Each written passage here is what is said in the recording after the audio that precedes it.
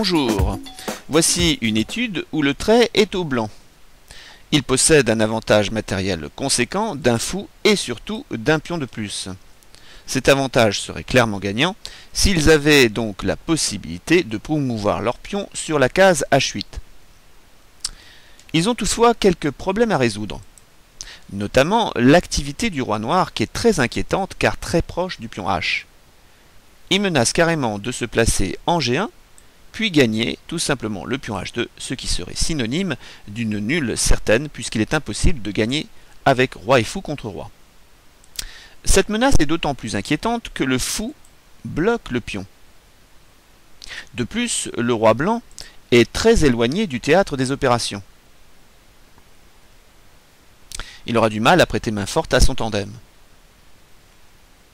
Je dois ajouter aussi un autre élément préoccupant. Si jamais les blancs pouvaient éviter la perte de leur pion H2, les noirs auraient encore la possibilité d'annuler en plaçant leur roi sur la case H8. Celle-ci est en effet opposée à la couleur du fou, ce qui amène une position théoriquement nulle. Le roi en effet bloquera donc la promotion du pion H en restant installé sur la case H8. Il sera impossible pour le fou de contester cette case, et le roi sera dans l'incapacité de déloger le roi noir. La position sera considérée comme nulle.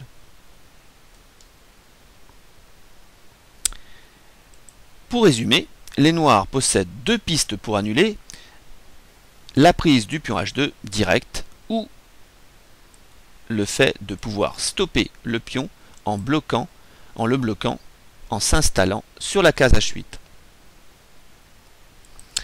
Avec ces informations, le tableau de gain s'est nettement assombri. Mais aux échecs, il faut toujours garder le moral, cela entretient la ténacité et le mental. Avec les blancs, vous devez trouver une véritable complicité entre le fou et le pion qui sont malheureusement délaissés par le roi blanc. Vous devez utiliser ce tandem au mieux afin de maîtriser la force active du roi adverse. Je compte sur vous pour réfléchir à ce sujet et n'hésitez pas à cliquer sur pause pour votre réflexion. Alors regardons de plus près le fonctionnement de ce tandem. Il faut tout d'abord libérer le pion afin d'éviter la menace primaire roi G1 et roi prend H2. Pour cela, j'ai besoin de jouer mon fou. Oui, mais sur quelle case? Celui-ci, en fait, a plusieurs cases à sa disposition. Cela pourrait être une bonne nouvelle, mais malheureusement, c'est autant de cas de se tromper. Il faut trouver la bonne case pour qu'il soit le plus efficace avec son pion. Pour cela, je vais commencer à analyser des variantes. Par exemple, la possibilité de jouer ici fou G4. Ce cas de figure pourrait être la variante qui gagne. Et dans ce cas-là, c'est la bonne nouvelle. J'ai commencé par cette variante, c'est très bien, mon intuition a été excellente, et je gagne la partie. Mais cette variante peut être aussi mauvaise. Mais dans ce cas-là, je vais en tirer enseignement. Et en fonction de l'utilité de cet enseignement, cela va me permettre de pouvoir trouver peut-être, affiner en tout cas ma réflexion pour pouvoir trouver la bonne piste. Voilà tout l'intérêt de calculer des variantes. Alors ici, je vais regarder fou G4. Après fou G4, l'idée des blancs, c'est d'empêcher le roi de pouvoir monter, en tout cas de contrôler la case F3, mais aussi de libérer le pion H afin que celui-ci puisse avancer de 2 cases. Comment réagir avec les noirs? Bien sûr, si vous commencez à passer en G1, vous perdez automatiquement, le pion va en H2. Il faut trouver bien sûr une autre solution. Pour cela, les noirs aimeraient rester en contact avec le pion. La case F3 est interdite et ils aimeraient aller sur la case F4 au moins. Eh bien, ils joueront ici roi E3. Ce coup de roi est particulièrement utile et instructif. L'idée est d'aller toujours sur la case F4 en 2 coups, comme si il passait par F3. Mais il passe finalement avec une manœuvre en zigzag. Ce type de manœuvre est à retenir, car elle vous sera très utile pour vos futures finales. Elle a double intérêt. Premièrement, elle contourne l'obstacle formé par le fou. et arrive au même objectif. Deuxièmement, elle bloque le roi blanc, puisque celui-ci se met en opposition. Le roi blanc est de cette manière inefficace. Les blancs vont continuer normalement et logiquement l'avancée de leur pion. Sinon, le roi noir aura la possibilité de s'orienter en haut de l'échiquier et atteindre la case H8. Il faut donc continuer par H4. Mais ici, roi F4. C'est donc une manœuvre en zigzag très intéressante à retenir. Finalement, les noirs arrivent en 2 coups sur la case F4. De plus, c'est un coup concret, car le roi noir attaque directement le fou G4. Cela force les blancs à réagir. Ils ont pour cela 2 possibilités. Soit ils négligent la menace et jouent H5. Ils espèrent, pourquoi pas, la prise du fou. Et dans ce cas-là, le pion avance et le gain est facile. Mais évidemment, les noirs ne sont pas obligés de tomber dans ce piège et peuvent s'orienter vers G5 afin de bloquer le pion. Ils pourront ensuite envisager de s'installer sur la case H6, G7 et H8 sans difficulté. Le roi blanc est trop loin pour pour empêcher le roi noir d'effectuer cette manœuvre. Donc le cas H5 n'est pas bon. Les blancs pourraient envisager un coup plus subtil, celui de jouer fou H3. L'idée est de former une barrière, et ça c'est aussi à retenir.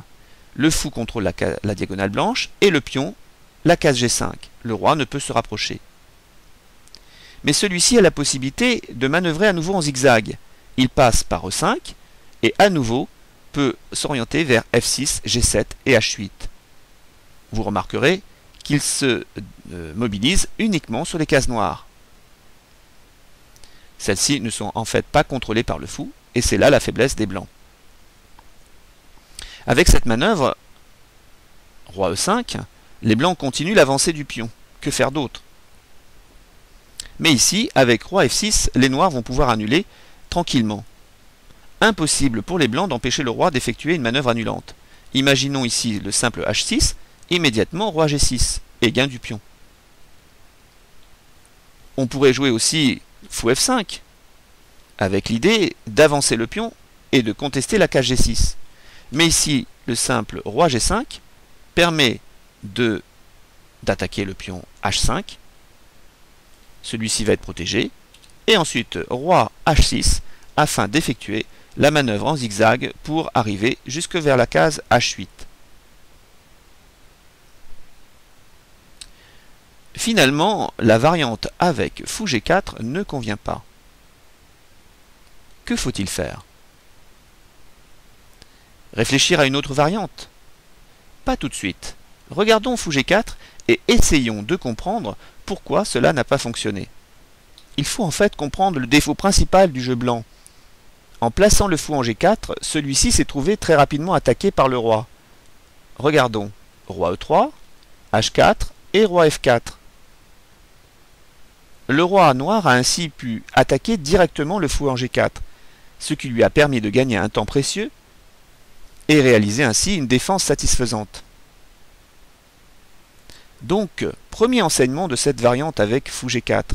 Il faut éviter de placer le fou sur une case où il pourrait être attaqué rapidement par le roi. Cet enseignement va nous permettre d'affiner notre réflexion. Alors bien sûr, je pourrais vous montrer toutes les possibilités. Mais ici, je vais vous donner, pour des raisons de temps, tout simplement, directement, le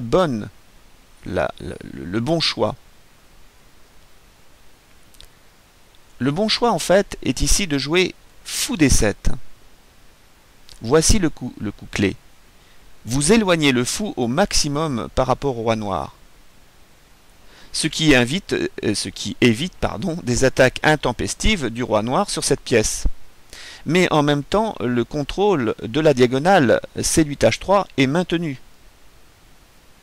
Et il sera particulièrement utile pour la mise en place d'une barrière efficace sur l'aile roi. Mais étudions cela de plus près. Les noirs jouent ici roi E3. Ils pourraient envisager de jouer roi F3, bien sûr, c'est possible. Dans ce cas-là, les blancs joueraient H4, et après roi F4, ils tomberaient dans un piège positionnel. Les blancs joueraient ici roi F4 avec la formation d'une barrière infranchissable. Le fou contrôle la diagonale, le pion la case G5 et le roi empêche tout simplement le roi noir de pouvoir s'installer sur la case A5 afin de faire sa manœuvre en zigzag. Donc ici, impossible pour le roi noir de pouvoir s'orienter et s'approcher du pion. Il est obligé de rebrousser chemin, ce qui permettra au blanc de gagner. Voilà donc la formation d'une barrière infranchissable très instructive. Donc l'idée roi F3 ne convient pas. Alors je vais essayer ici roi E3. Le coup est ici logique. Les noirs cherchent par cette manœuvre en zigzag à désactiver l'arrivée du roi blanc tout en restant en contact avec le carré du pion, car ils peuvent revenir très vite sur la case F4. Après roi E3, les blancs jouent H4. Dans ce cas de figure, les noirs peuvent jouer soit roi F4, soit roi E4. Si jamais ils jouent ici roi F4, que joueriez-vous avec les blancs? Bien sûr, vous allez me répondre roi D4 et vous auriez raison. Nous retrouvons en fait la position de tout à l'heure, avec la barrière infranchissable pour le roi noir. Les noirs donc ne peuvent pas jouer roi F4, mais jouent ici roi E4.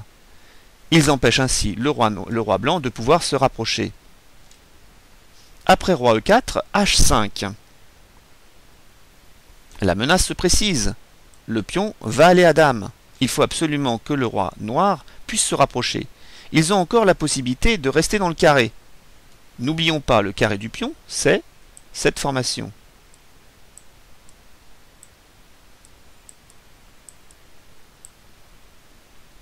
Donc, pour rentrer dans le carré, ils ne peuvent pas passer par F5, ils vont rentrer par E5. Roi E5. Que jouer avec les blancs? Ici, H6. Et là, les noirs, enfin, se rapprochent en jouant roi F6. Les noirs semblent pouvoir atteindre leur objectif par roi G6. Ou roi F7. Ils pourront, en cas de H7, se rapprocher du pion. Et pourquoi pas le bloquer en H8.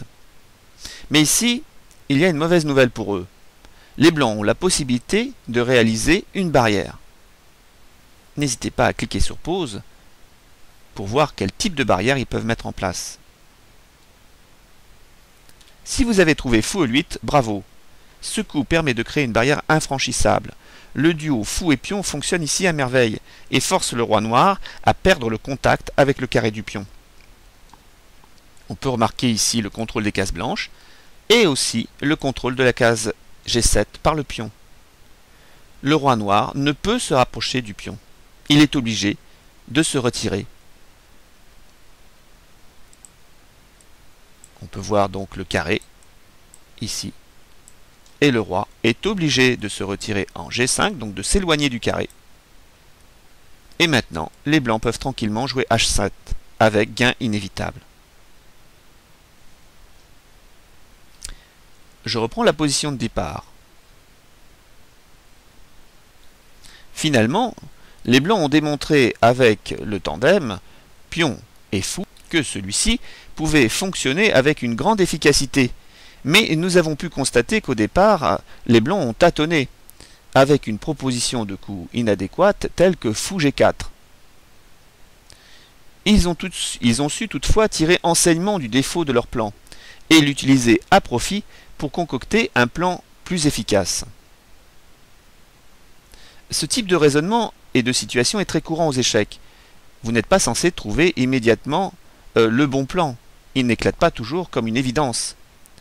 Il faut donc chercher à la manière d'un savant des pistes possibles de jeu, puis de manière empirique améliorer votre compréhension de la position. Cela doit vous amener plus rapidement au bon choix. Je vous remercie de votre attention et vous dis à bientôt pour une prochaine vidéo.